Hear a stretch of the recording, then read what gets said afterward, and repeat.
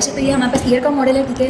Year में हमारे पास सबसे पहले ईयर के 3 पार्ट्स होते हैं। एक हमारे पास है एक्सटर्नल ईयर, और दूसरा होता है हमारे पास मिडल ईयर और इनर ईयर होता है, ठीक है। सबसे पहले हमने एक्सटर्नल ईयर की बात करें तो हमारे पास सबसे पहले ये जो पार्ट है ना हमारे पास, ये हमारे पास है हेलिक्स, ठीक है।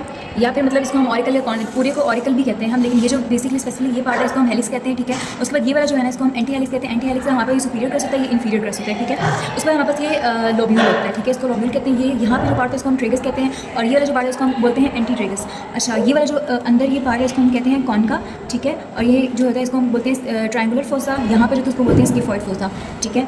अच्छा, ये हमारे पास है इंटर ट्रेजिक नॉच, ठीक है। अच्छा, फिर हमारे पास ये आती है, इसको हम बोलते हैं एक्सटर्नल ऑडिटरी मियाटिस, या फिर हम लोग इसको बोलेंगे एक्सटर्नल ऑडिटरी कैनाल, ठीक है। उसके बाद हमारे पास यहाँ पे आएगी मेम्ब्रेन, टिम्पैनिक मेम्ब्रेन कहते हैं, या फिर उसको हम ईयर ड्रम भी कहते हैं। ईयर ड्रम के बाद हमारे पास मिडल ईयर स्टार्ट होता है। मिडल ईयर में हमारे पास उसके 2 पार्ट्स होते हैं। एक हमारे पास कैविटी होगी, टिम्पैनिक कैविटी, और उसी के ऊपर होती है एपिटिम्पैनिक रिसेस होती है, ठीक है।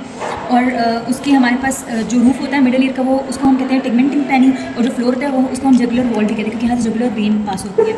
और जो हमारे पास इंटीरियर साइड होता है उसको हम कैरोटिड कैनाल भी कहते हैं, और जो पोस्टीरियर होता है उसको हम कहते हैं मैस्टर्ड वॉल। मीडियल साइड को हम कहेंगे लेबनिथाइन वॉल, इस साइड पर जो होगी, और लैटरल को हम कहेंगे मेम्ब्रेनस वॉल, ठीक है। अच्छा, इसके बाद हमारे पास ये इंटरनल कैरोटिड आर्टरी है, ये दोनों, और ये हमारे पास है इंटरनल जुगुलर वेन आती है, ठीक है।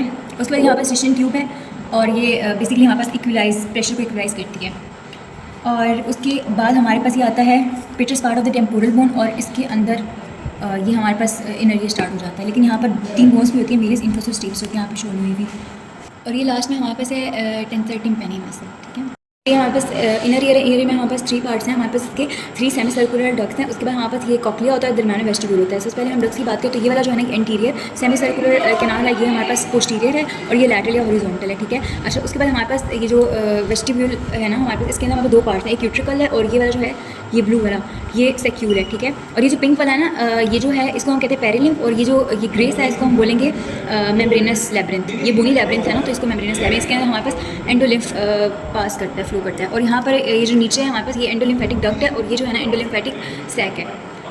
अच्छा, तो ये हमारे पास आता है कॉक्लिया। कॉक्लिया का हमने ये पार्ट्स उसका हटा दिया है, ठीक है। सबसे पहले हमारे पास ये जो है ना ये इसको बोलते हैं स्केला वेस्टिबुलाई, ठीक है। इसको हम बोलेंगे स्केला मीडिया या फिर कॉक्लिया डक्ट, और इसको हम बोलेंगे स्केला टेम्पनी, ठीक है। ये जो पहली वाली है ना हमारे पास के बीच में, इन दोनों के स्केला वेस्टिबुलाई और कॉक्लिया डक्ट के बीच में जो मेम्ब्रेन है इसको हम कहते हैं वेजिनल मेम्ब्रेन, ठीक है। और ये वाला जो इन दोनों के बीच में इसको हम बोलते हैं बेसिलर मेम्ब्रेन, ठीक है।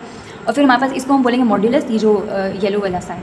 और इसके बाद हमारे पास ये नर्व है, ये जो है ना हमारे पास इसको हम कहेंगे वेस्टिबुलर नर्व, और ये वाली कॉक्लियर है, तो इन दोनों को मिलाकर वेस्टिबुलर कॉक्लियर नर्व है, और ये क्रेनियल नर्व 8 है, ठीक है। उसके बाद हमारे पास ये भी वेस्टिबुलर कॉक्लियर नर्व है, और यहाँ पे हमारे पास ये है राउंड ओवल विंडो, ठीक है, और ये है राउंड विंडो। तो हमारे पास मॉडल कंप्लीट हो गया।